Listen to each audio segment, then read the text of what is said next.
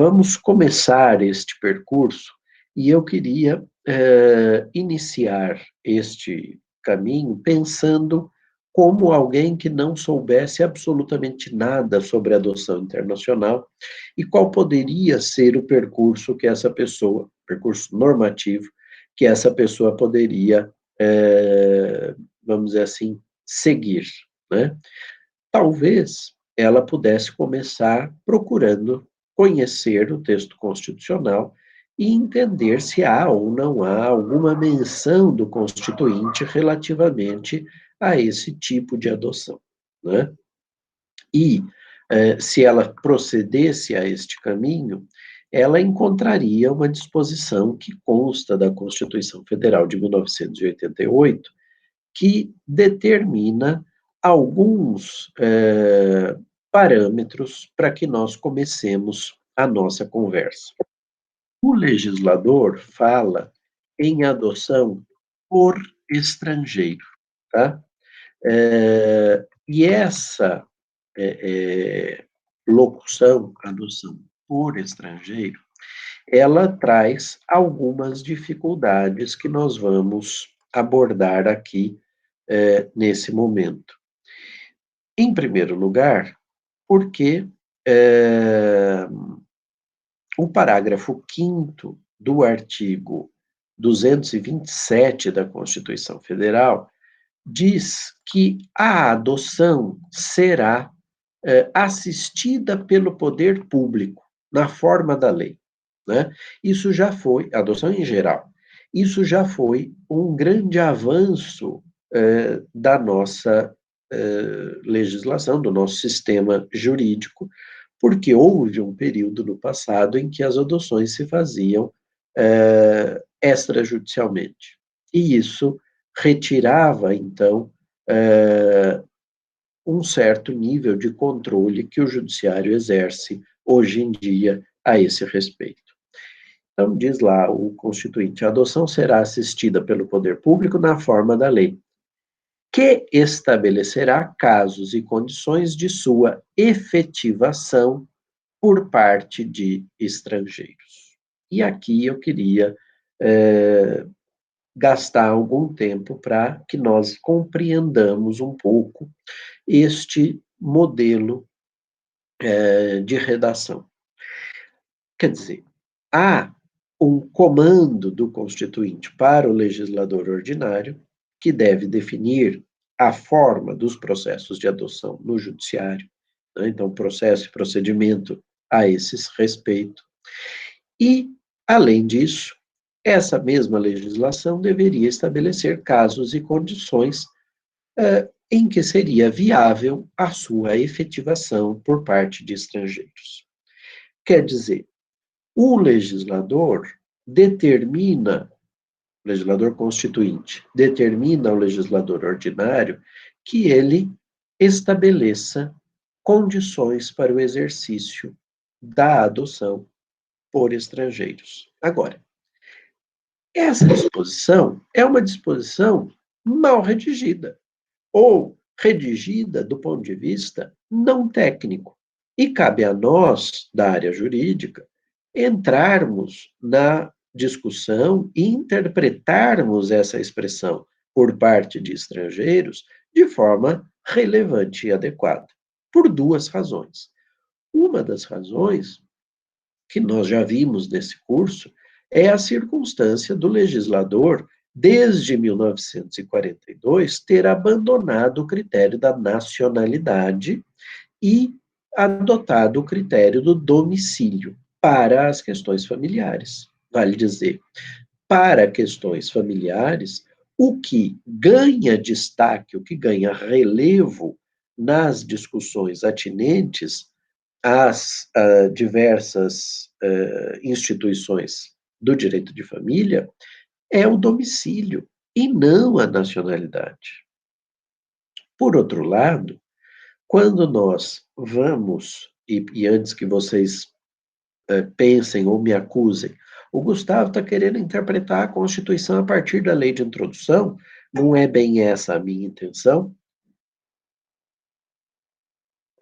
mas eu preciso deixar aqui consignado que não haveria, no meu modo de ver, mal algum que isso se fizesse, dada essa percepção e a certeza de que o constituinte pode, muitas vezes, usar termos não técnicos.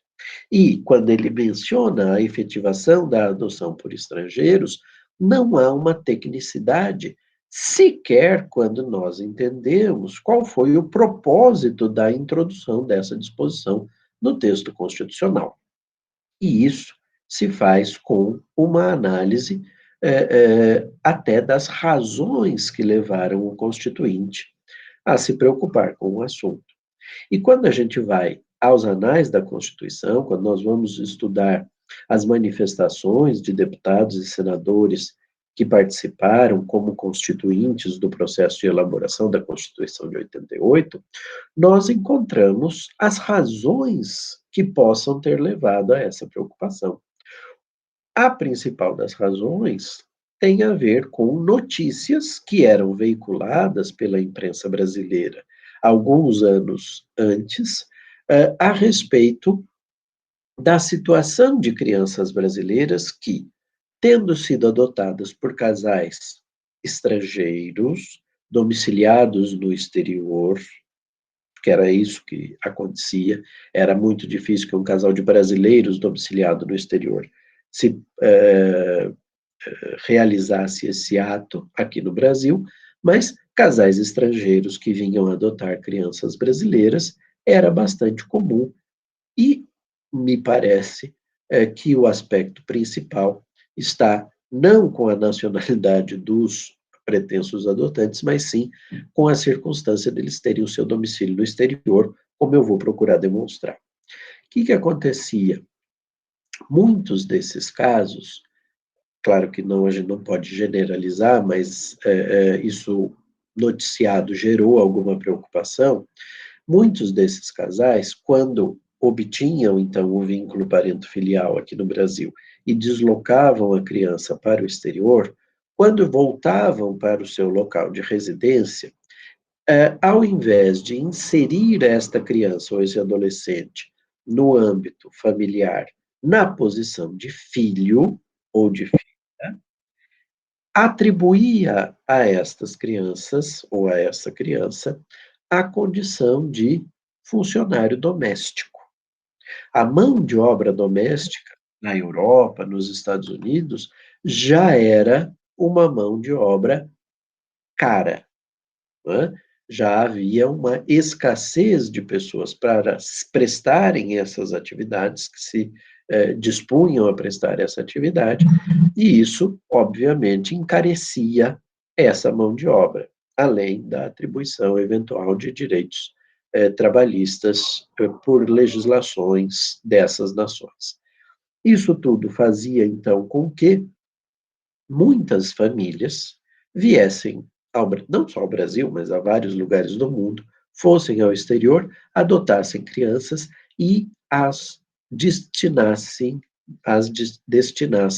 para uma atividade de Cinderela ou de gata borralheira, né, para usar a imagem do filme do Conto de Fadas, que virou filme da Disney, porque, de fato, havia ali uma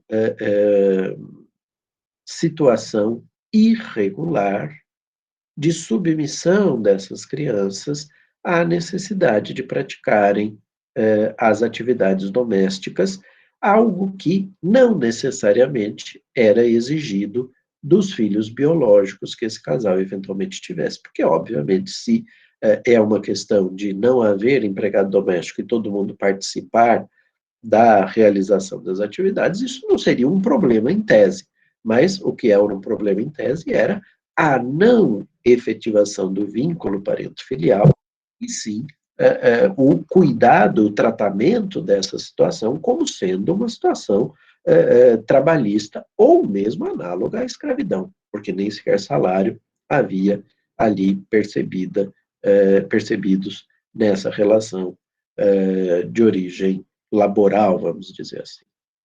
Só que essas não eram as únicas denúncias.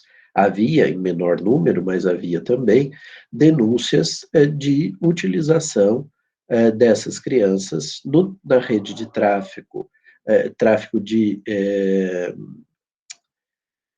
órgãos humanos, e também a utilização dessas crianças em redes de prostituição, pornografia e exploração sexual infanto-juvenil. Então, de fato, havia uma preocupação muito grande do Estado brasileiro, e isso ficou consubstanciado nas discussões havidas nas diversas comissões por que tramitou a redação desse dispositivo no Congresso Constituinte, e acabou desaguando na redação dessa disposição que exigia do legislador uma intervenção. Qual era o intuito, então? Garantir alguma regra diferenciada para que crianças brasileiras fossem levadas ao exterior. Esse era o intuito. Por que este era o intuito? Porque, gente, na hora que a criança é adotada por uma família brasileira, ela continua, em certo sentido, sob a tutela do Estado, que pode intervir no limite das relações familiares, mesmo quando é uma relação biológica, para evitar abusos, né, no exercício daquilo que hoje nós chamamos de poder familiar e que na época da Constituição era chamado de pátrio poder, como decorrência da redação do Código de 16. Isso também podia ser feito nas famílias adotivas internas. Porém, nas adoções internacionais, nessas adoções em que havia o deslocamento da criança para o exterior, o Estado brasileiro não dispunha da sua longa manos para intervir, porque não estavam mais em território nacional e não estavam, então, sujeitos à fiscalização eventual dos órgãos nacionais. Consequentemente, era preciso que alguns critérios que o legislador deveria, sobre eles, pensar e estabelecer, fossem preenchidos. E esse foi o comando do Constituinte. Não foi intenção do Constituinte, certamente, criar embaraços e dificuldades para as adoções possivelmente pleiteadas por estrangeiros domiciliados no Brasil. Se o seu avô, a sua avó, o seu pai, a sua mãe são estrangeiros que migraram para o Brasil e que nunca se naturalizaram brasileiros, não me parece haver razão para que eles, pelo simples fato de serem estrangeiros, se submetam, para que eles se submetam a uma regra específica e diferenciada no que tange às adoções de crianças. Me parece que eles podem sim, porque o intuito é manter a criança em território nacional, serem equiparados e deverem ser equiparados aos adotantes nacionais. Logo, não é a nacionalidade o critério para a diferenciação, para a caracterização da internacionalidade da adoção. De outro lado, o brasileiro pode ser, quando domiciliado no exterior, o líder da quadrilha de tráfico de órgãos humanos ou da quadrilha de prostituição ou pornografia infantis.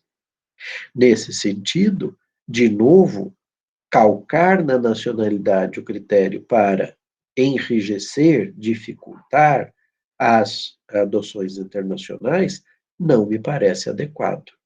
Por isso, pela teleologia visada pela norma, por aquilo que a norma pretende atingir como resultado, me parece que a leitura adequada desse dispositivo do parágrafo 5º do artigo 227 da Constituição Federal é que a adoção ganha um aspecto de internacionalidade quando ela é pleiteada por casais ou pessoas singulares que sejam residentes habitualmente, como se fala hoje em dia, pelas razões que eu vou mostrar mais adiante, mas na época domiciliadas no exterior.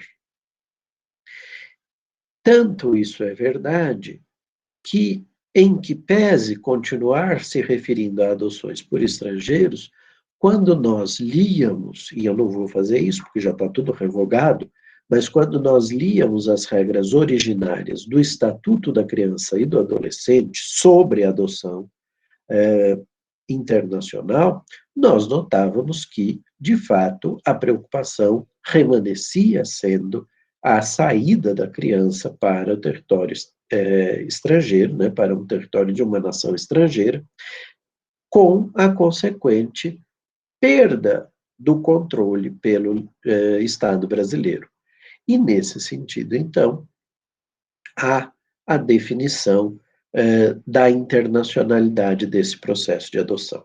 Eu já adiantei aqui, sem ter mencionado, que em 1990 o legislador cumpriu essa determinação constitucional, então, em menos de 2 anos, foi feito o anteprojeto, tramitou, aprovou-se e foi sancionado pelo presidente Fernando Collor de Mello, o texto do Estatuto da Criança e do Adolescente.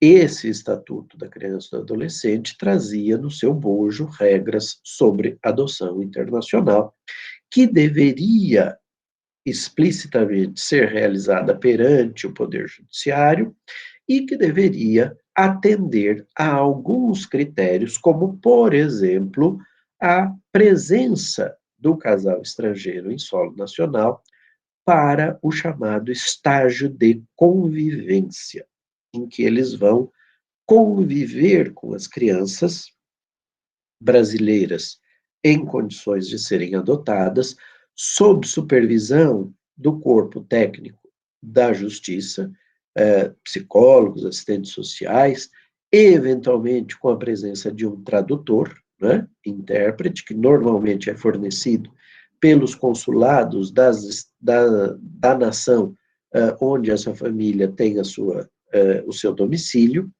e esse convívio vai sendo analisado pelo viés técnico para que subsidie depois a decisão que o magistrado tomará no sentido de conceder ou não em adoção.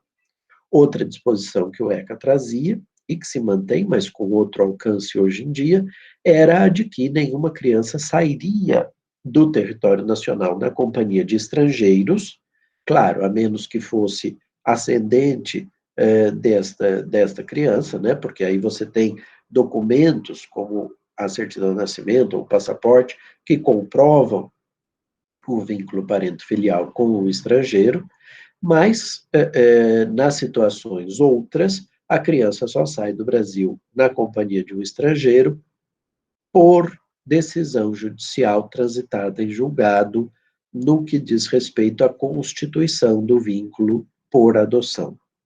Então, nem sequer um guardião pode sair do país na companhia de uma criança brasileira, se ele for de nacionalidade estrangeira, e não pode também um tutor fazê-lo.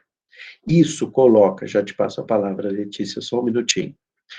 Isso coloca, então, uma circunstância bastante mais intensa de preocupações com o ordenamento, aliás, da parte do ordenamento brasileiro com a proteção da criança, também na esteira do que dispõe a Convenção sobre os Direitos da Criança de 1989, que nesse meio tempo foi aprovada no âmbito da ONU e que o Brasil ratificou logo depois que aderiu ao ECA, mas há ali uma paridade, uma similaridade entre as disposições da Convenção e as do Estatuto da Criança e do Adolescente. Pois não, Letícia? Professora, eu fiquei com uma dúvida com relação a quando você começou falando sobre uma aparente contradição entre o parágrafo 5º do artigo 227 da Constituição e o que fala a LINDB. E a minha dúvida quando a LINDB fala que para questões de direitos de família aplica-se a lei do domicílio, esse domicílio em questões de adoção, ele é da criança que está se buscando a adoção ou da família adotante? Porque se for da criança, não teria uma contradição se tivesse um regulamento nacional, porque se o domicílio da criança seria do Brasil, então aplicaria a lei brasileira. Então, eu fiquei com dúvida nisso. Muito bem, boa pergunta. Na verdade, são os dois, porque a capacidade para ser adotado é pelo domicílio da criança, mas a capacidade para adotar é verificada pela lei do domicílio da família ou dos pretensos adotantes, que pode ser uma pessoa singular. Então, por exemplo, se a lei estrangeira não admite a adoção singular, nós não autorizaríamos essa adoção, embora a nossa legislação permitisse. Por quê? Porque a gente já sabe de antemão que vai ter dificuldade para reconhecer esse vínculo parento-filial quando a criança for deslocada lá para o exterior. Então, acaba havendo uma aplicação de ambas no que tange à capacidade para adotar e a capacidade para ser adotado, que no fundo é o que no processo de adoção importa. Depois, a verificação da relação entre eles e do vínculo de afetividade que se estabelece no estágio de convivência é uma circunstância, digamos assim, secundária. Por que secundária? Porque isso é uma exigência processual.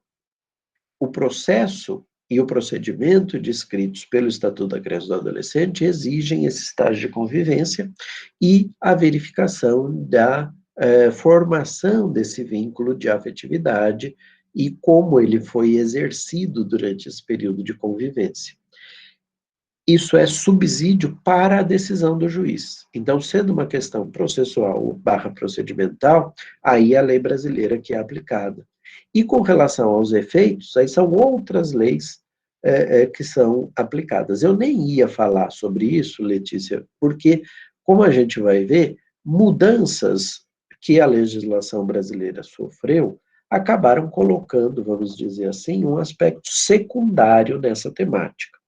Mas você tem razão na sua pergunta, porque ela me permite aqui trabalhar este tema com uma, vamos dizer assim, por um viés que poderia parecer agora um tanto quanto histórico, mas que, na verdade, já que eu disse que mudou, né, mas que, na verdade, é teórico também e é muito interessante. Inclusive, quando eu estava preparando, agora, dezembro e janeiro desse ano, que entrou, né, final do ano passado, começo desse ano, a segunda edição do meu livro de Direitos da Criança e Adoção Internacional, que eu já aproveito aqui para mostrar também e fazer propaganda descarada, eu tinha um dispositivo, um capítulo no livro sobre esse aspecto, e eu fiquei pensando, vale a pena manter ou não, ou eu excluo, né, da primeira para a segunda edição, tendo em vista a alteração da lei. E eu acabei mantendo justamente porque é um aspecto teórico relevante e importante de ser analisado. Então, eu te agradeço a pergunta, porque, de fato, é um aspecto que é relevante para a gente compreender essa diferenciação. E aí o Alessandro pergunta o seguinte: mas sendo a criança domiciliada no Brasil, o procedimento de adoção é sempre regulado pelo ECA, certo? Não, porque agora nós temos uma convenção internacional. Eu vou contar para vocês já já, né? E teve muita mudança legislativa. Se eu não enfrentar as mudanças legislativas, eu não consigo chegar no problema específico da gente entender o que é que se aplica e o que é que não se aplica, porque é um tema, como eu disse, em que as normas são abundantes, ao contrário do que aconteceu com a filiação biológica, que a gente tem uma anomia, que eu tenho muita norma que foram se sucedendo numa intensidade frenética de 1988 até os dias atuais. Tá? Então, segura um pouquinho aí que a gente já vai conversar um pouquinho sobre isso. Nesse momento, então, em que o ECA é aprovado, nós tínhamos um procedimento descrito no Estatuto da Criança e do Adolescente, que exigia a habilitação dos pretensos adotantes, algo que no passado não se fazia. O que é o procedimento de habilitação? Se eu quiser adotar uma criança hoje, eu preciso, junto com a minha mulher, porque eu sou casado, ou as pessoas que vivem em união estável da mesma forma, eu acho que não pode uma pessoa casada ou que vive em união estável adotar sozinha. Isso foi uma discussão que eu tive com quem avaliou o meu relatório de iniciação científica lá na FAPESP, na Fundação de Amparo à Pesquisa do Estado de São Paulo, porque eu defendia essa posição, a pessoa que fez a análise achava que não, eu não sei quem é, porque é sempre sigilosa, né, essa análise, mas acho que não pode, pela sensação de abandono que se vai criar. Imagina que só eu fosse adotar, aí eu trago uma criança aqui para casa e digo assim, olha, essa é minha mulher, ela é mãe dos meus filhos biológicos, mas ela não é sua mãe porque ela não quis te adotar. Pomba, já cria ali um ambiente muito complexo dentro da residência, né? Do ponto de vista psíquico, inclusive. Então, eu defendo que pessoas casadas ou que vivem em união estável têm que participar conjuntamente. Se só um quiser, não há como proceder a isso. Mas eu ia dizendo, a pessoa que quer adotar, ou o casal que quer adotar, eles precisam se submeter a um processo de habilitação para a adoção. Nesse processo, que é prévio ao processo de adoção, você analisa justamente esses aspectos que eu mencionava ao responder a Letícia. Você verifica capacidade e você verifica legitimidade, eventualmente, para essa adoção.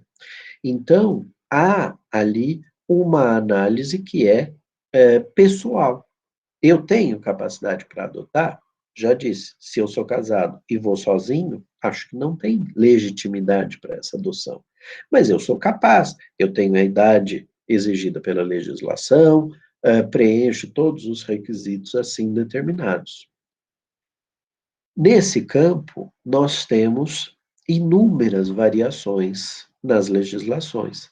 Por exemplo, a possibilidade ou não de adoção conjunta por pessoas do mesmo sexo. Se a lei estrangeira disser que não pode, mas isso ofende a ordem pública brasileira, então eu afasto a lei estrangeira, aplico a lei nacional, vou resolver o problema e vou deixar que a criança seja adotada. Lindo, maravilhoso. Mas qual é o resultado prático? Nada. Por quê? Esse casal não quer ficar aqui.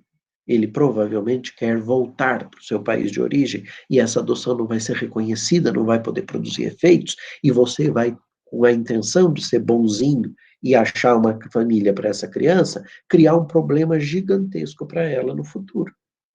Porque isso aconteceu no passado. Não especificamente com casais homoafetivos, mas em outras situações que eu já vou mencionar. Então, esse processo de habilitação, ele precisa ser feito.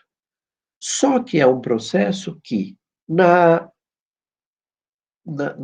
regulamentação originária do ECA, você tinha necessariamente que fazer aqui no Brasil. No máximo, você podia aproveitar uma decisão estrangeira com homologação da decisão desse juiz estrangeiro. Mas, na prática, ela se fazia aqui. E, por se fazer aqui, era uma habilitação fictícia. O que eu quero dizer com habilitação fictícia? Eu não tinha acesso a um monte de informações necessárias na habilitação de um casal. Há visitas domiciliares. Psicólogo, assistente social visitam a residência da família que quer adotar para entender a dinâmica daquela família, para ver algumas coisas que são relevantes para o conhecimento técnico da psicologia, para o conhecimento técnico da assistência social. É preciso compreender aquela dinâmica daquela pessoa singular ou daquele núcleo familiar para entender, inclusive, o perfil de crianças às quais eles estão aptos a adotar ou propensos a adotar. Porque às vezes a pessoa pode dizer assim, por hipótese, eu vou aceitar muito bem uma criança com características fenotípicas diferentes das minhas. E aí a pessoa percebe-se nas entrelinhas pelo viés da psicologia ou da assistência social, tem propensões discriminatórias, racistas, etc. Você vai, ainda que ela diga que não, você percebe que ela é. Vai admitir uma adoção interracial num caso desse? Melhor não. Senão você vai gerar um monte de problemas depois para o acolhimento, para a inserção dessa criança no âmbito familiar. Então, tem aspectos que precisam ser analisados e que nós, da área jurídica, não sabemos analisar. Né? Por isso, o diálogo interprofissional, nesse campo, é extremamente relevante e importante. Essa habilitação, então, feita dessa forma, ela era falha, tanto que depois a gente vai mudar o sistema.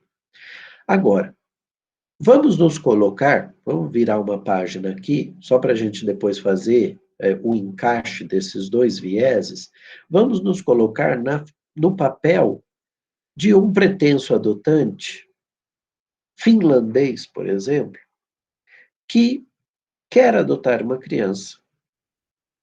Mas na Finlândia, por exemplo, não tem crianças em condições de serem adotadas. Por que não tem? Ou porque normalmente e culturalmente as pessoas não abandonam filhos, ou porque há um sistema de intervenção na família, né, uma política pública efetiva de intervenção na família, quando começa a haver algum tipo de dificuldade, de problema no relacionamento desses membros da família, e antes de pensar em destituir ou suspender ou destituir do exercício do poder familiar, eu faço uma intervenção de caráter pedagógico, educativo, psicológico, etc., efetivos, e eu soluciono a dificuldade daquela família. Então, o judiciário nem sequer precisa intervir no limite da destituição do poder familiar, que colocaria a criança em condições de ser adotada. E aí, tirando uma hipótese limite em que o pai e a mãe faleçam e a família não tenha mais ninguém, em que aí vai ser preciso achar uma família substituta para essa criança ou para esse adolescente, é muito raro você ter crianças em condições de serem adotadas. Mas o desejo permanece, o desejo permanece. Ora, como é que ele procede a partir dali? Como é que ele vai buscar um local onde ele saiba que existem crianças em condições de serem adotadas? Isso é já um aspecto um pouco problemático. Problemático no sentido da dificuldade de se acessar essas informações, sobretudo nos anos 80, 90, que você não tinha internet do jeito que você tem hoje, né? E isso fez com que, ainda antes até de 88, organizações não governamentais, entidades privadas, portanto, de atuação transfronteiriça, transnacional, né, atuassem na intermediação de processos de adoção internacional, facilitando, sendo uma espécie de despachante desse procedimento. Então, a família finlandesa procurava uma dessas entidades e dizia: olha, eu quero adotar uma criança, mas aqui na Finlândia não tem. Aí essa entidade dizia assim: olha, nós temos escritórios no Brasil, sei lá, no Laos, no Camboja e, sei lá, em Moçambique. Aí a família pega e fala assim: vamos tentar crianças brasileiras, por alguma razão que eles queiram. Bom, esse escritório que essa entidade mantém no Brasil intermediava esse processo, localizando, procurando localizar. Isso é antes da gente ter um cadastro nacional de crianças em condições de serem adotadas. Hoje está tudo interligado e gerenciado pelo Conselho Nacional de Justiça, mas na época não era assim. O que acontecia? Esse escritório desenvolvia um relacionamento próximo com entidades de acolhimento, abrigos ou casas de acolhimento, para descobrir crianças que já estavam na condição de serem adotadas, porque já tinha havido processo de destituição de poder familiar, elas já estavam na lista de crianças em condições de serem adotadas, que era local, que era da comarca. E tudo isso, então, levava a este processo de intermediação. Essa intermediação, gente, ela se dava muitas vezes de forma muito séria.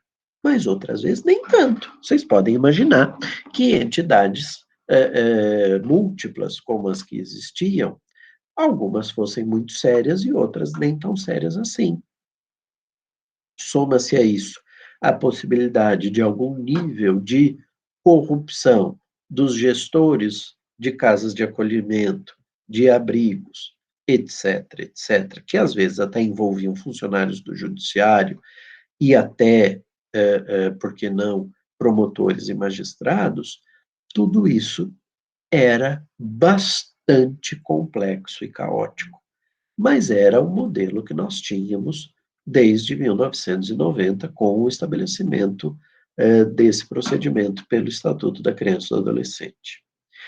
Até que, em 1998 para 99, houve um escândalo monstruoso numa comarca aqui perto da cidade de São Paulo, na cidade de Jundiaí, né? Aqui em Jundiaí havia um juiz que estava lotado na vara da infância e da juventude, que tinha uma visão, digamos assim, de atuação e intervenção do Poder Judiciário desapegada das normas, tá? Ele fazia do jeito que ele queria. No fundo, é isso que eu estou querendo dizer. E ele destituía in limine, liminarmente, famílias do exercício do seu poder familiar. E mais, com a ajuda dessas organizações não governamentais, ele interferia e colocava as crianças em adoções, em lares estrangeiros, e antes até do trânsito em julgado e ao arrepio do que o ECA determinava, ele concedia autorização de saída dessas crianças do Brasil na companhia dos pais adotivos.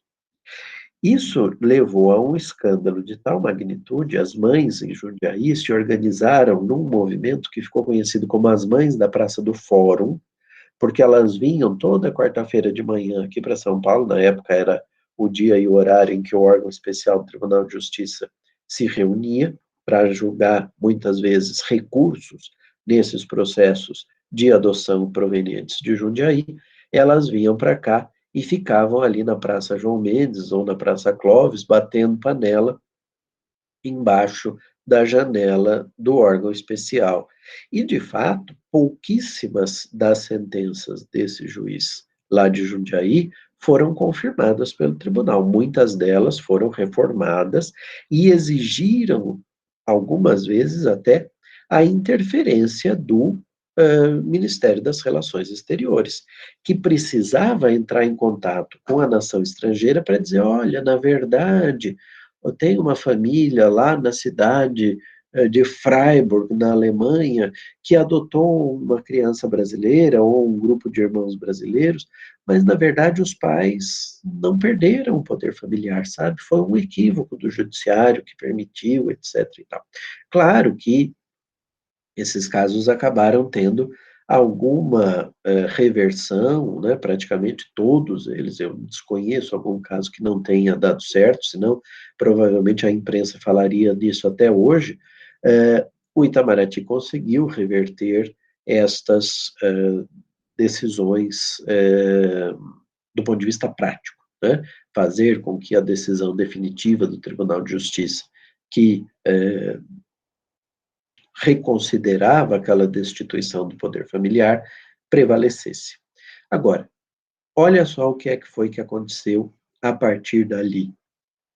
Nós assistimos a uma situação em que o próprio Ministério das Relações Exteriores, na época, sob a condução do ministro Luiz Felipe Lampreia, se recordasse de que em 1993 nós tínhamos negociado uma convenção internacional no âmbito da Conferência da Haia de Direito Internacional Privado. Essa convenção, que tem por título Convenção da Haia de 1993, sobre proteção da criança e cooperação em matéria de adoção internacional, Foi, então, resgatada lá dos arquivos do Ministério das Relações Exteriores, deram uma tramitação rápida para ela, foi encaminhada ao Congresso Nacional, e o Congresso, em regime de urgência, autorizou a adesão do Brasil, aliás, a ratificação do Brasil. O Brasil, apesar de, na época, não ser parte da Conferência da Haia, nós nós participamos da negociação como Estado terceiro, como Estado convidado. E houve, então, a ratificação, e em junho de 1999 foi publicado o decreto executivo que tornou público o texto da convenção entre nós. Então, a partir dali, nós passamos a ter uma dualidade de procedimentos. Para casais ou pessoas singulares que vinham de países em que não havia a convenção, o outro país não tinha ainda se tornado parte da convenção, às vezes até hoje não se tornou, a gente continuava aplicando o processo e procedimento do ECA com a análise de todos esses aspectos que eu mencionei ao responder a pergunta da Letícia. De outro lado, nós tínhamos o processo e o procedimento que pressupunha cooperação jurídica internacional. Uma das providências que a Convenção determina é a indicação de uma autoridade central. É um conceito típico da cooperação jurídica internacional. Na semana que vem, quando eu for falar de subtração internacional de crianças, eu vou voltar a falar disso, né, do papel dessa autoridade central. Mas é um problema, uma questão que diz respeito à circunstância de nós estarmos diante de situações nas quais uma nação decide colaborar com a outra e a conversação se faz por intermédio dessa autoridade central indicada pelo Estado. O Brasil, quando ratificou a convenção, indicou, na ocasião, no governo Fernando Henrique, a Secretaria Nacional de Direitos Humanos, que na época era um departamento dentro do Ministério da Justiça. No governo Lula, foi criado um departamento dentro do Ministério da Justiça chamado Departamento de Recuperação de Ativos e Cooperação Jurídica Internacional. E, confesso a vocês, todos nós achávamos que haveria a indicação do DRCI, é a sigla desse departamento, como autoridade central.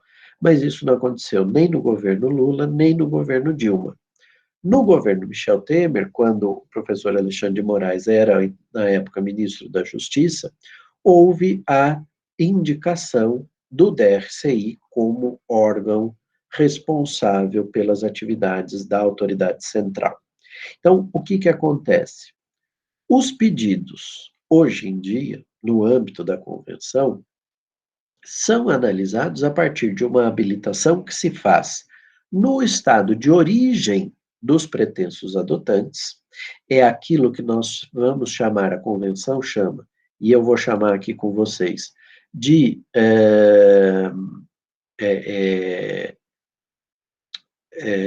estado de acolhida, é o estado que vai acolher as nações, vai acolher a criança lá na frente, né, a nação que vai acolher a criança lá na frente. O procedimento de habilitação acontece lá. E aí, técnicos, psicólogos, assistentes sociais, etc., vão visitar a família, vão participar desse procedimento de oitiva da família, uma oitiva especializada, para compreender. Haverá, de fato, condições desse casal, por exemplo, vamos imaginar um caso limite, o casal chega e fala assim, eu quero adotar 10 crianças, de uma vez. Aí o Estado vai analisar, vai falar assim, espera um pouquinho, mas tem condição de adotar 10 crianças aqui? Será que tem espaço? Será que eles vão, de uma vez, dar conta de inserir 10 crianças numa dinâmica familiar? Bom, quem vai analisar isso é essa equipe. Vai se traçar um perfil, esse perfil vai dizer, por exemplo, estou imaginando aqui uma situação hipotética, que aquele casal quer adotar 4 crianças entre 7 e 14 anos, crianças que, dizem eles, e é comprovado pelos assistentes técnicos, podem apresentar características fenotípicas diferentes das do casal, o casal vai lidar com isso tranquila e normalmente, sem nenhum tipo de preconceito, sem nenhum tipo de dificuldade, e a perícia técnica diz que isso é uma potencialidade, claro que eles não podem garantir que vai acontecer exatamente assim, mas é uma potencialidade, e é, haverá, então, uma decisão local a respeito desse perfil. E vamos imaginar que eles digam o seguinte, inclusive, olha, a nossa casa é toda adaptada, porque o antigo morador era, por exemplo, cadeirante, então ela tem rampas, ela tem barras no vaso sanitário, barras no chuveiro, para evitar quedas, etc.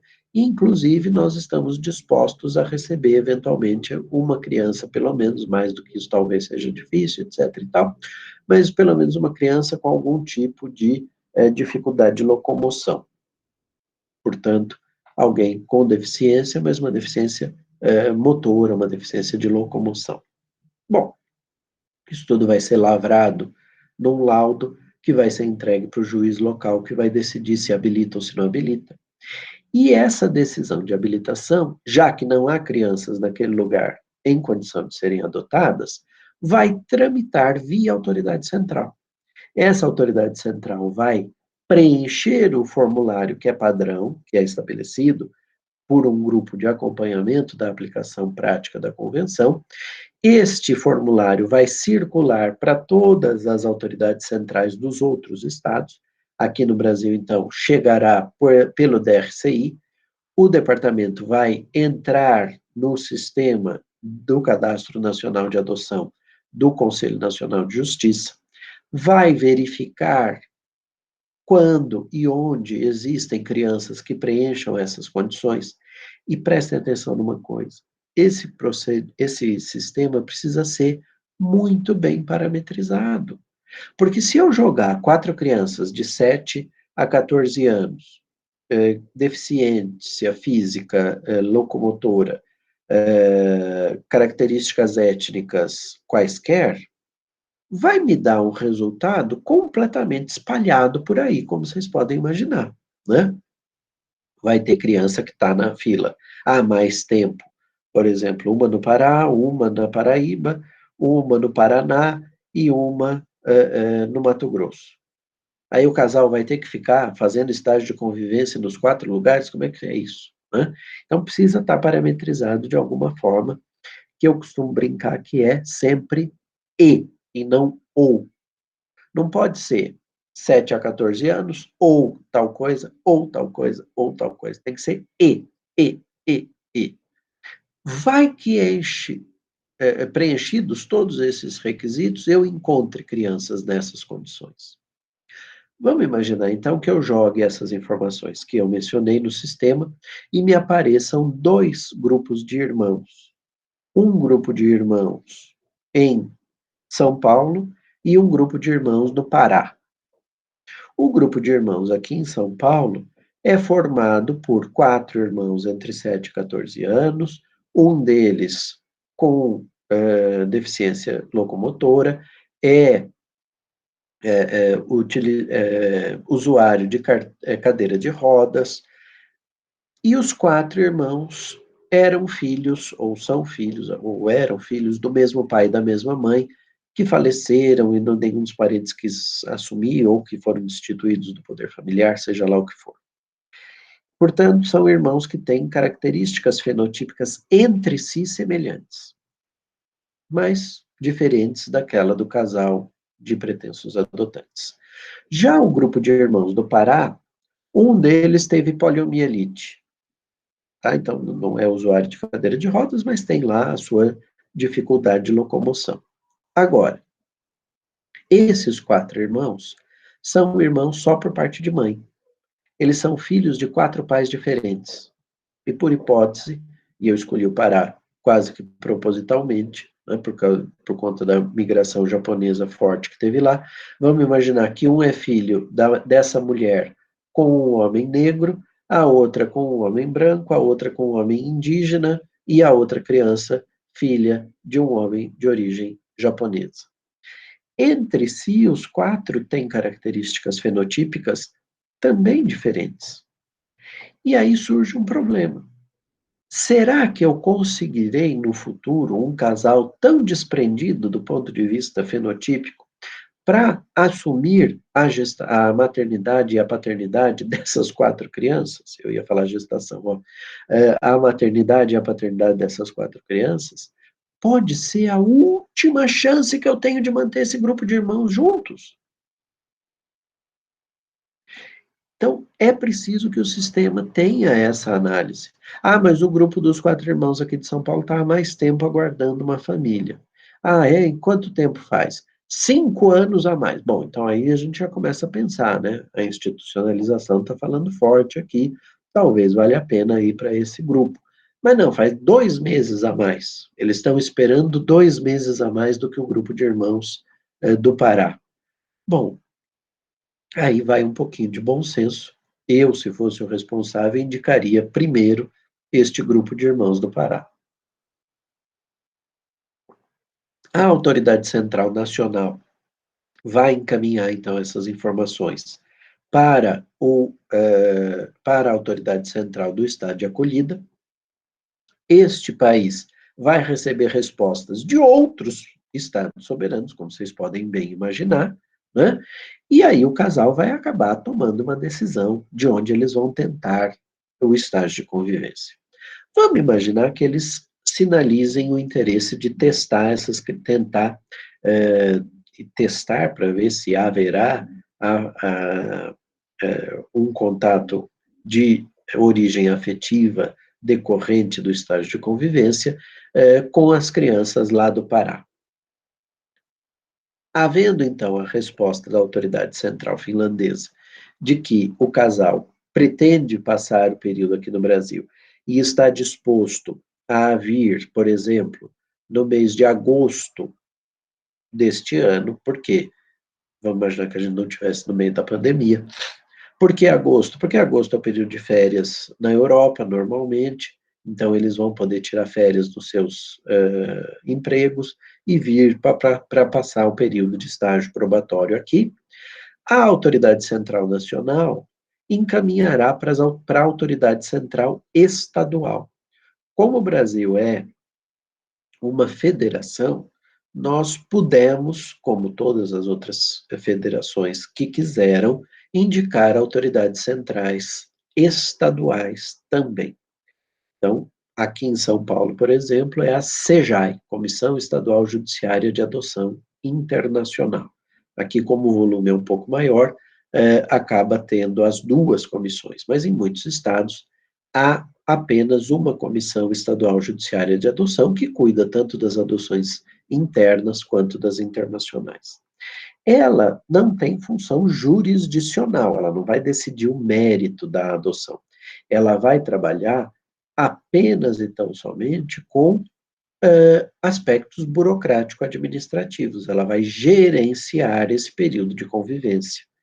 Vai avisar o abrigo ou a casa de acolhimento, que vai haver o período de visitação em tal momento. Vai, eventualmente, já colocar o tradutor-intérprete designado pelo consulado desse estado de acolhida para um contato com as crianças, eventualmente vai até ensinar algumas palavras na língua dos pretensos pais adotivos para aquela criança, etc, etc, etc.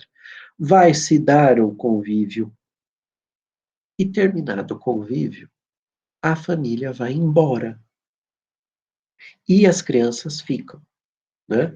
E aí depende de uma certa celeridade do judiciário a decisão a respeito da constituição ou não do vínculo parento-filial. Por que que eu digo celeridade? Porque essas crianças já passaram por um processo de destituição anterior de poder familiar ou de abandono. Já tem essa marca. né? Pode ser um trauma ou não, dependendo do modo como elas lidaram com isso. Mas elas já têm essa marca. Uma sensação de abandono subsequente pode desencadear ou o trauma em si, ou um aprofundamento desse trauma. Então, é preciso que se mantenha algum vínculo. Obviamente, os meios de comunicação, como esse que a gente utiliza aqui para ministrar a aula, hoje em dia facilitaram muito a manutenção desse convívio. Então, de tempos em tempos, você coloca as crianças para conversarem com aquele casal que esteve aqui convivendo com elas e que mantém a intenção de adotá-las, até que o juiz decida e isso transite em julgado. Na hora que transitar em julgado, de duas uma, ou o casal volta para pegar as crianças e leva elas para o exterior, ou muitas vezes isso tem um problema logístico e de custo financeiro, eles mandam as passagens para que as crianças sejam encaminhadas sob custódia da companhia aérea, né? Isso é comum de acontecer, para o exterior. Então, o oficial de justiça vai com elas até o aeroporto, coloca no avião, fica sob a responsabilidade do chefe de cabine e depois o chefe de cabine, no destino, encaminha essas crianças para a autoridade local que vai proceder à inserção dessas crianças no ambiente familiar para o qual elas foram destinadas. Qual a vantagem a posteriori deste sistema da convenção? São algumas. Primeira delas, a decisão brasileira é de reconhecimento automático. Reconhecimento e execução. O exequatur é automático. Não precisa homologar a decisão brasileira no exterior. Os estados aceitaram cooperar entre si, a cooperação se dá neste modelo de aproveitamento de atos jurisdicionais praticados lá e aqui, né, pelos judiciários correspondentes, e neste procedimento de acolhimento de recepção dessa decisão, o vínculo parento-filial é desde logo estabelecido. Isso minimiza o problema que eu mencionei a vocês há pouco, a respeito, por exemplo, de adoções que venham a ser pleiteadas por pessoas do mesmo sexo. Se eles foram habilitados para uma adoção conjunta pelo juiz local, o juiz brasileiro tem a segurança de que o vínculo parento-filial vai ser reconhecido tranquilamente quando se chegar a essa fase, né, a esse momento. Também há a obrigação do Estado de acolhida conceder a nacionalidade local para a criança brasileira, que manterá, para a criança adotada, né? Pode ser de outra nação, mas brasileira no nosso exemplo, que manterá a sua nacionalidade originária pelo menos até os 18 anos de idade. A convenção determina a manutenção das duas nacionalidades e autoriza que o Estado queira, quando ela se tornar plenamente capaz, submetê-la a essa escolha. Se ela, por exemplo, optar pela manutenção da nacionalidade brasileira, esse Estado de acolhida está autorizado a retirar essa nacionalidade. Se ela optar pela nacionalidade local, ela está autorizada, quer dizer, o Brasil estaria autorizado a retirar a nacionalidade. A gente não costuma retirar, mas é uma possibilidade aberta pela convenção. Este modelo de concessão da nacionalidade e o modelo da concessão do exequatur automático resolvem um problema muito sério que nós vivenciamos à luz das adoções concedidas antes do Brasil se tornar parte da convenção.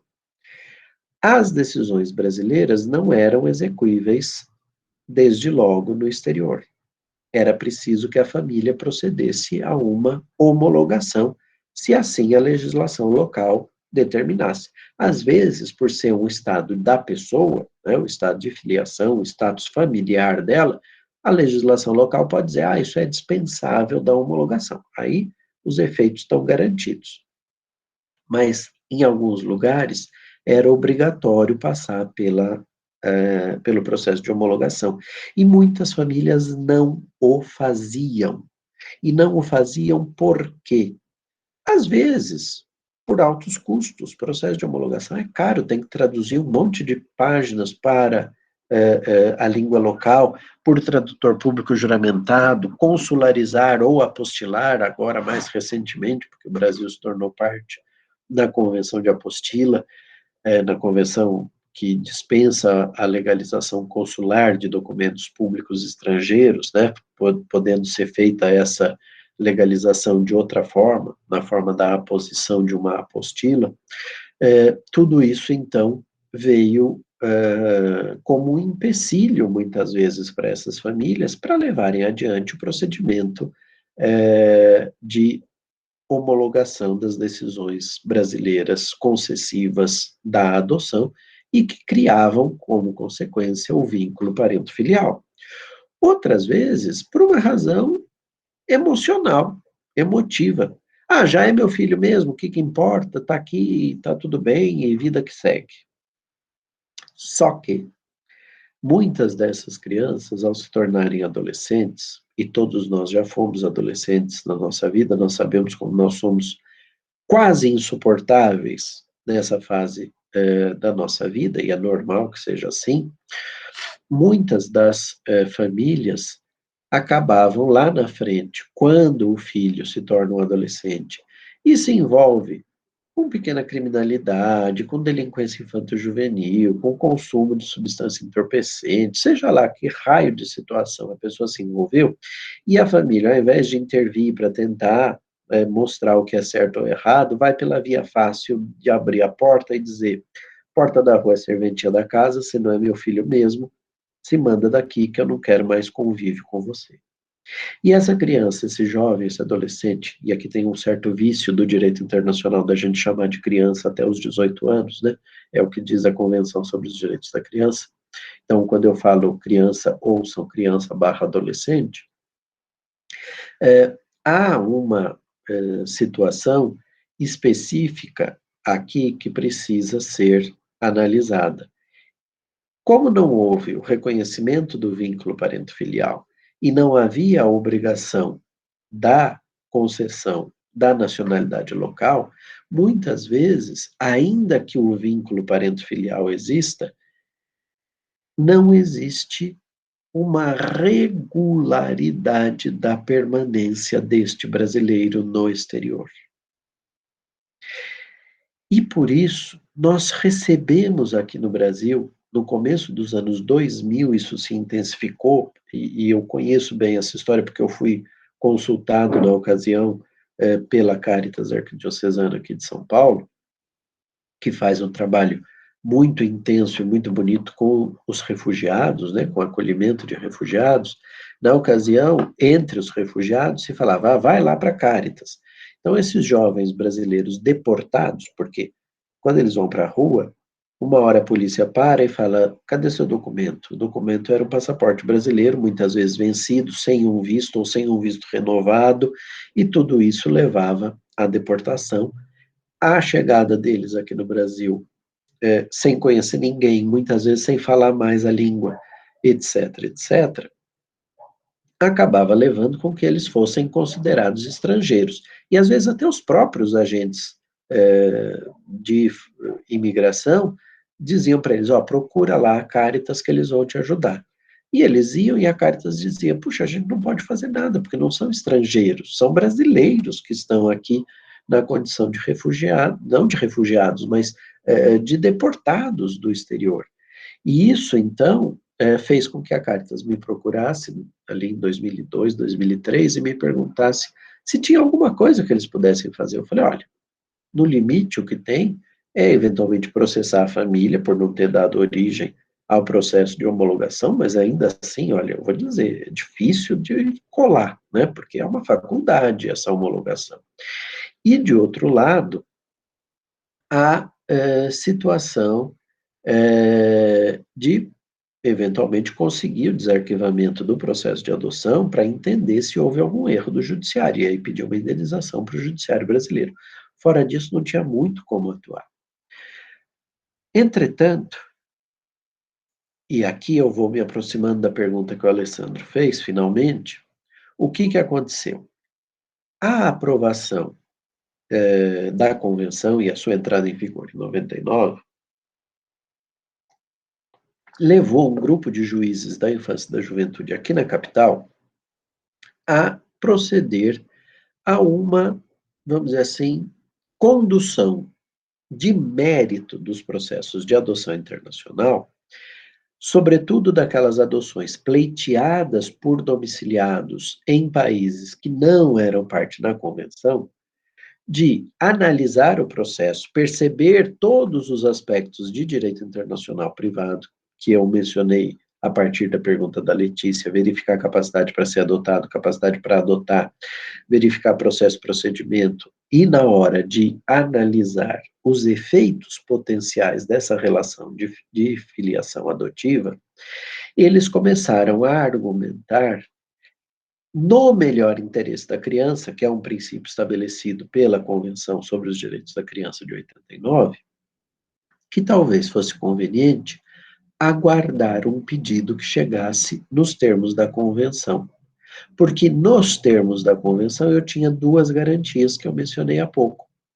A certeza da recepção daquela decisão como uma decisão eficaz naquele ordenamento e a concessão da nacionalidade.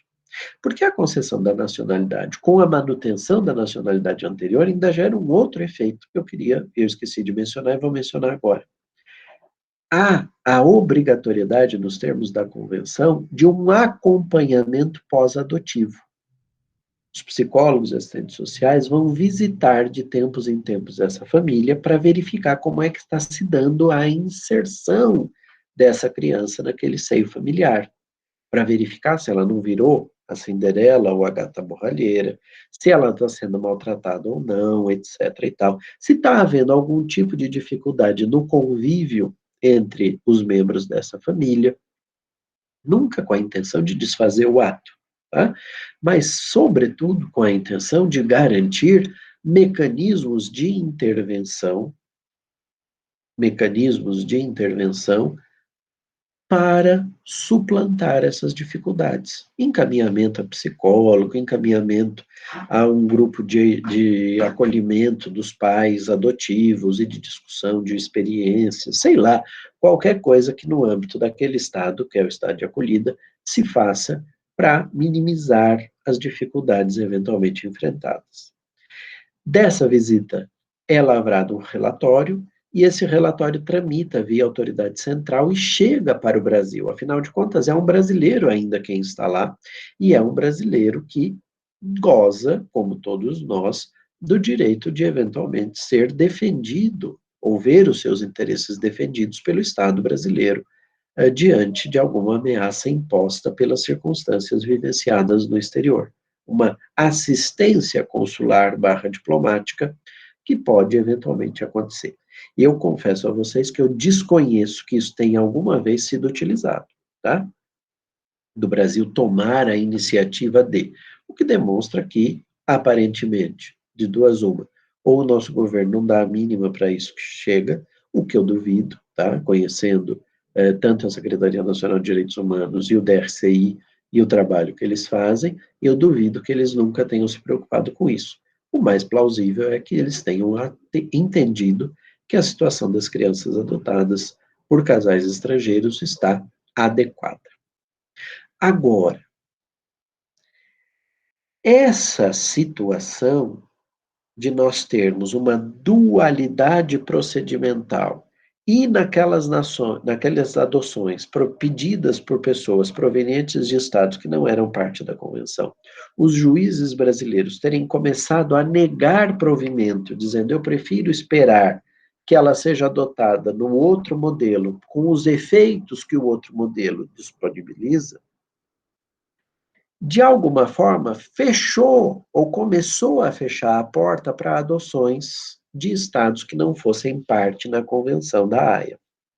Isso, inclusive, levou a algumas reclamações de estrangeiros dizendo, olha, nós não estamos conseguindo adotar.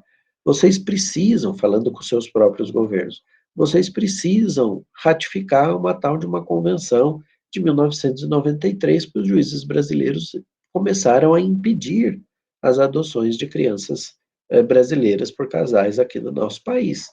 E isso fez, vamos dizer assim, aquilo que eu costumo chamar de uma eficácia extraterritorial da jurisprudência brasileira, né? Nós passamos a ver algumas nações ratificando por isso, por pressão dos seus próprios nacionais que queriam continuar adotando no Brasil, como conheciam outros casos, mas que o judiciário local, o judiciário brasileiro, estava impedindo com base no melhor interesse da criança. Depois de ratificada, essas pessoas voltavam e aí conseguiam os seus filhos, e nós conseguíamos que as nossas crianças tivessem o reconhecimento desses efeitos. Em 2002, houve a promulgação do Código Civil. O artigo 1629, naquela tendência de recodificação que naquela época se apontou, a doutrina, sobretudo, apontou, o 1629 era, vamos dizer assim, um empecilho, assim como outros dispositivos sobre adoções internas do Código Civil. Porque o 1629 dizia as adoções por estrangeiro, mantinha essa expressão equivocada, as adoções por estrangeiro deverão obedecer aos casos e condições previstos em lei especial. Me pareceu uma adequação essa redação, porque ora você remeteria para o ECA, ora você remeteria para a Convenção de 1993. Acontece que o projeto de lei 6960, que foi proposto pelo deputado Ricardo Fiuza, na ocasião tinha sido relator na Câmara, quando voltou o projeto do Senado, tinha sido relator final do Código Civil de 2002, o deputado Ricardo Fiuza apresentou esse projeto de lei que estabeleceu um modelo diferenciado de intervenção legislativa. Eles queriam concluir a recodificação do sistema privado, trazendo para dentro do Código Civil disposições do ECA, no que tange às adoções, né? Tanto para as adoções internas quanto para as adoções internacionais. E aí, o 1629 passaria a ter uma seguinte redação. As adoções por estrangeiro obedecem aos casos e condições seguintes, 2 pontos, e passaram a copiar as disposições do ECA. E eu fiquei muito assustado quando eu vi esse projeto e escrevi um artigo na RT 812, que chama o artigo 1629 do Código Civil, ensaio sobre a aplicabilidade de normas sobrepostas. Por que o meu medo? Porque o Supremo ainda entendia que todo e qualquer tratado internacional, e esse tratado traça algumas questões relacionadas com direitos fundamentais, então, em certo aspecto, é um tratado que, de alguma forma, pode ser caracterizado como um tratado de direitos humanos, embora seja de direito internacional privado e as coisas não devam e não possam se confundir, o tratado, ele prevê um procedimento completamente diferenciado. E o Supremo Tribunal Federal achava, à época ainda, que todo e qualquer tratado tinha força de lei ordinária, com o que prevalece a última vontade do legislador interno. De modo que a aprovação do 1629, na redação proposta pelo projeto de lei 6960, poderia ter representado uma inaplicabilidade das disposições da Convenção, caso o Supremo mantivesse, o que de fato acabou não fazendo, né, reviu a sua posição anterior, mantivesse essa ideia de que todo e qualquer tratado teria força de lei ordinária. Os tratados caracterizados como sendo de direitos humanos e que não são aprovados nos termos do parágrafo 3º do artigo 5º, têm eficácia supralegal e infraconstitucional, segundo a interpretação do Supremo Tribunal Federal, e eu acho que esse tratado pode se enquadrar nesse rol. Mas, na época, havia um receio fundado disso. Por sorte, o 6960 não foi aprovado integralmente, né? Ele caducou, terminou a legislatura, o deputado Ricardo Fius acabou falecendo e ele nunca mais foi reapresentado, mas eu acho que teria sido um grande desserviço para o sistema se ele tivesse sido aprovado, pelo menos no que dizia respeito ao 1629, e por isso eu chamava a atenção dos deputados para que não aprovassem a redação do 1629, nem ao presidente da República, né, que não deveria, no meu modo de ver, sancionar caso ele fosse aprovado, deveria vetar a nova redação do 1629. Acontece que, malogrado o 6960, acabou acontecendo uma circunstância completamente oposta. O nosso legislador, no artigo, aliás, na chamada nova lei de adoção, Lei 12.010 de 2009, decidiu recolocar toda a sistemática de adoção no Estatuto da Criança e do Adolescente. Revogou o capítulo do Código Civil e trouxe as regras todas de volta para o ECA. E, ao fazê-lo, estabeleceu para as adoções internacionais um procedimento que começa com a habilitação no exterior, o trâmite via autoridade central, o recebimento desse formulário aqui no Brasil. Quer dizer, descrever um procedimento da convenção. E isso me parece até, e eu preciso fazer essa crítica aqui, apesar do resultado eu gostar, eu preciso fazer a crítica, no que diz respeito a uma certa arrogância do legislador brasileiro. Né? É até o título de um artigo meu que está para sair agora, num livro sobre os 30 anos do ECA, que vai sair pela editora TOT, e que foi coordenado por duas colegas minhas lá no Mackenzie, a professora Ana Cláudia Torezan e a professora Michele Azato Junqueira.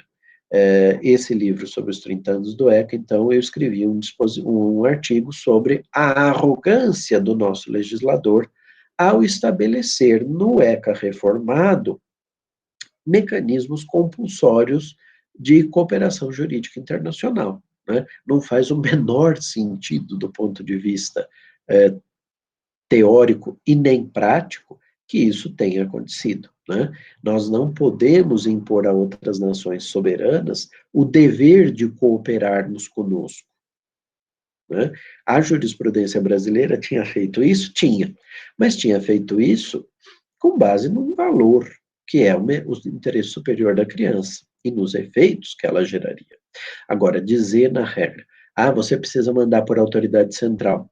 Autoridade central o quê, o Brasil? Eu não sei o que é isso, eu não sou parte da Convenção de 93, eu não designei autoridade central, né?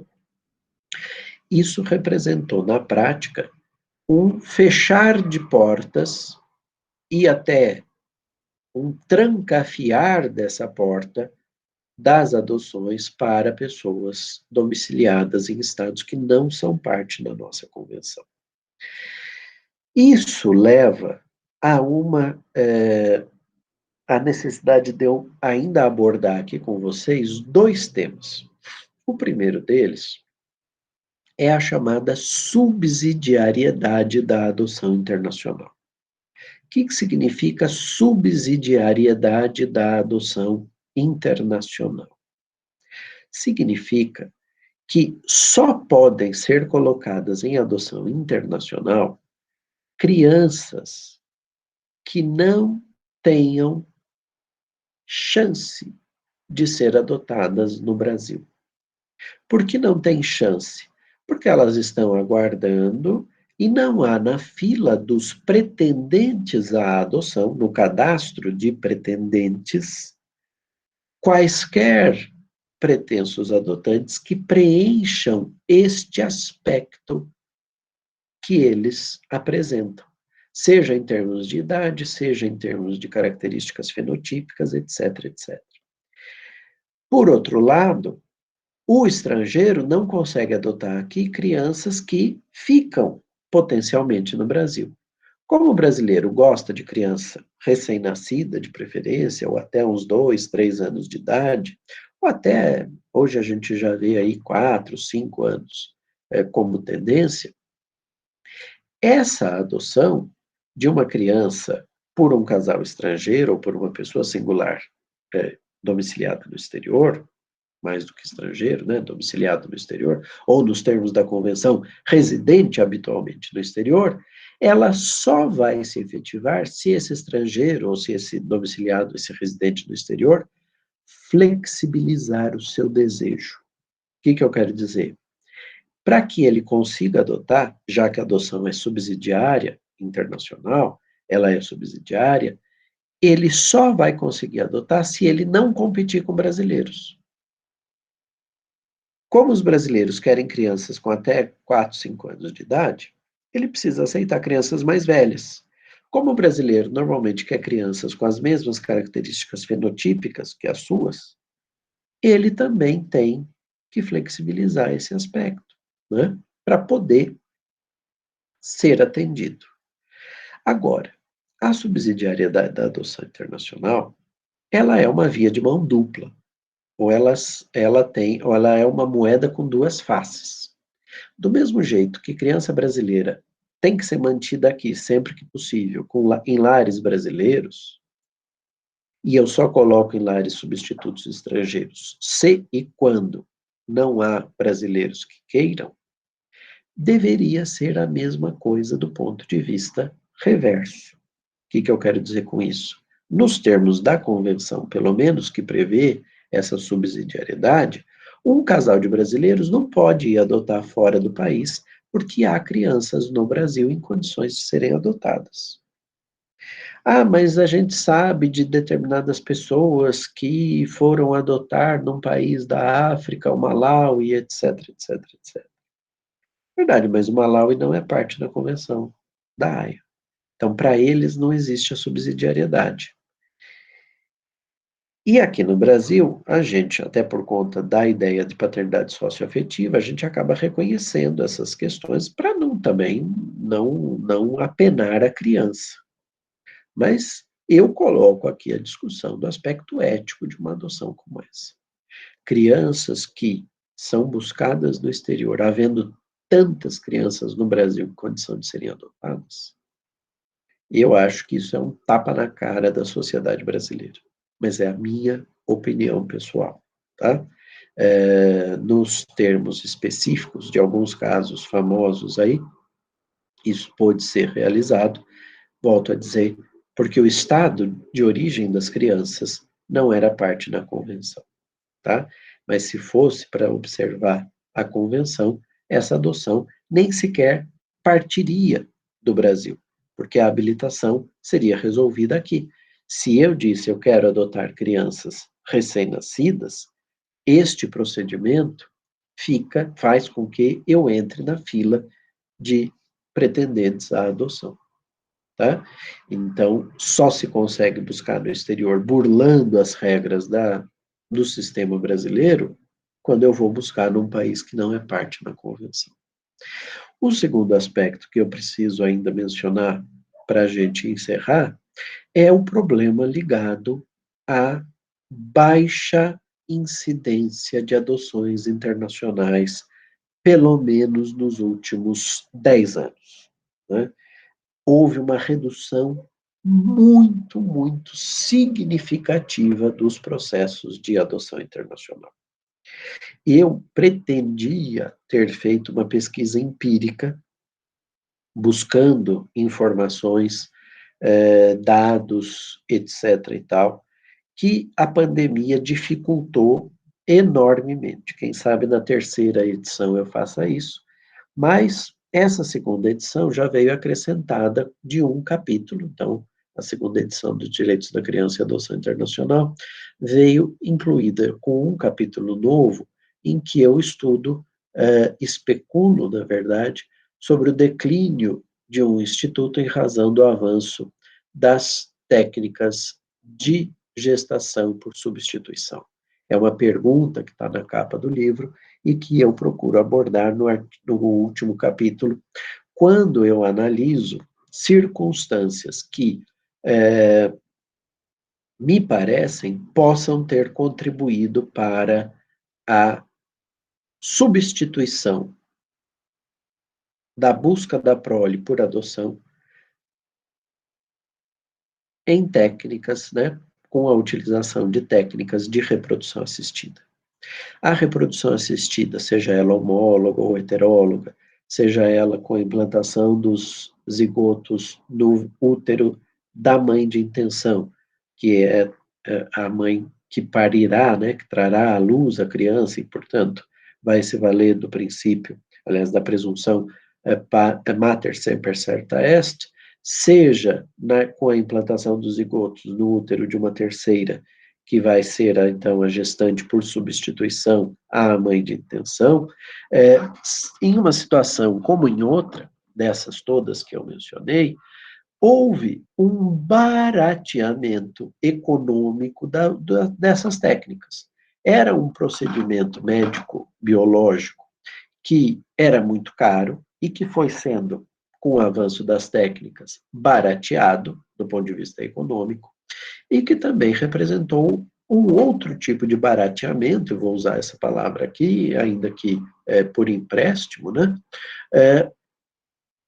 Com o aspecto biológico. Todos nós sabemos que esses processos de gestação, de fecundação artificial, eles passam pela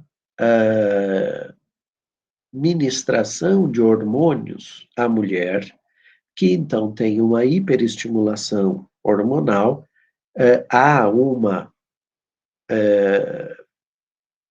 um período de amadurecimento dos seus óvulos de forma bastante intensa, né? Normalmente a mulher, de cada ovário, só vê amadurecer um óvulo a cada 2 meses, né? Um mês ela tem a imposição, o amadurecimento do óvulo de um ovário no outro, né? De repente, ela, por conta de hormônios que são ministrados, ela assiste à colocação ali de vários óvulos amadurecidos ao mesmo tempo. Isso dá um desbalanceamento hormonal, era um problema bastante sério no passado, e isso também, de alguma forma, hoje é menos prejudicial para a saúde da mulher, porque as técnicas de ministração desses hormônios e a própria dosagem dos hormônios foi, vamos dizer assim, revista, rebalanceada a partir de técnicas desenvolvidas pelos médicos, pelos biólogos. E eu acho, mas como eu disse, não consegui fazer a pesquisa empírica, pretendo fazê-la para uma eventual terceira edição, acho que é este barateamento, aliado a essa subsidiariedade da adoção internacional, que levou a uma diminuição do uso desta técnica. O que eu quero dizer com isso? As pessoas talvez ainda estejam muito apegadas naquela ideia do meu filho como aquele que nasce da relação, como aquele que eu vi nascer, que eu peguei no colo desde criança e que eu vou trabalhar e educar dali em diante para todo sempre.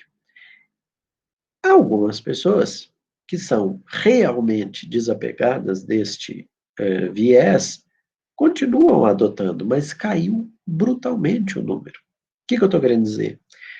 Entre flexibilizar o meu desejo por um filho ou por alguns filhos, né, de ter alguns filhos, e efetivá-lo por meio dessa flexibilização, aceitando crianças mais velhas, crianças com outras características, etc., etc., e buscar uma técnica de reprodução que é mais barata do que o processo de adoção internacional. Eu não vou precisar passar um mês no Brasil convivendo com a criança, não vou precisar aprender uma língua, não vou ter problema de adaptação de uma criança mais velha que já passou por certas experiências que eu não saberei muito bem como lidar, etc, etc, etc.